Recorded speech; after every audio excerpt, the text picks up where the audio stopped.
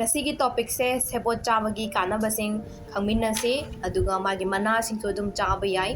sina aigi liver da kyam phahalle aduga diabetes leba mi sing chaba yaba ayambana khwaidagi kanaba chinjak yamna best option oiba anaba kudimakta yamban chaba yaba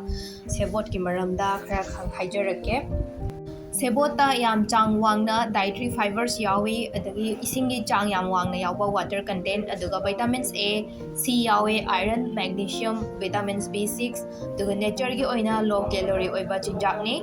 ahanbada mana meat yamna fahle mangunda yariba vitamins A sina begi beta carotene gi maungda la aga meat singda phahanba fazana uhanba adagi ahal oiba Meeoisingda meat ubagi chang walakpa matamda sina yamna kanaba bi anemia gumba e watpagi laina singda yamna kanaba bi mangonda yariba B6 vitamin C sina akoigi RBC red blood cells singse fazana synthesis tauba fazana puthohanba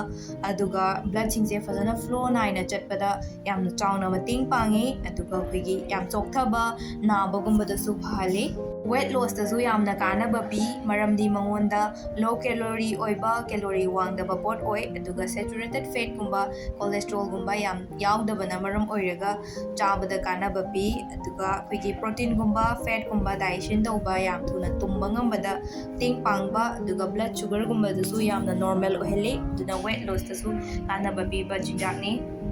Mathangda constipation phahanba khong hama nungaitaba Meeoisinggi oina chaba matamda sebot se include tawraga chinjak da chabiba natraga sebot se summaga juice oina kitang laubirani grind tawraga aduda khoi kitang thadaraga thakpa matamda khong hamba fazana nungaihanba relief constipation oihangani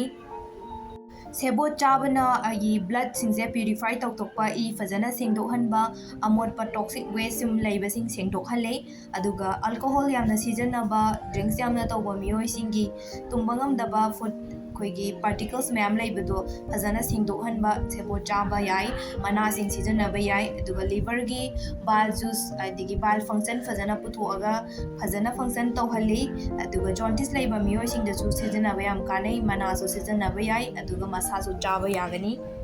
Mathangda diabetes symptoms haidi sugar wangba Meeoisingda sebot chaba yai maramdi mase low calorie oi aduga khoigi fiber yamna yawba aduga digestion fazana tawba chaba fazana tumhalle insulin fazana function tawba aduga diabetes singda blood sugar normal oibada mana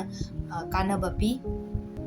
Mathangda skin jing phajabadu du mating pangi ko haidi oina whole body phanbada dum chaba yaba ngaktani vitamin C yauriba antioxidant singsina akoigi skin gi damage orakadaba cells sing phanbada duga blood sing purify tawbada yamna mating pangba phaba chinjakni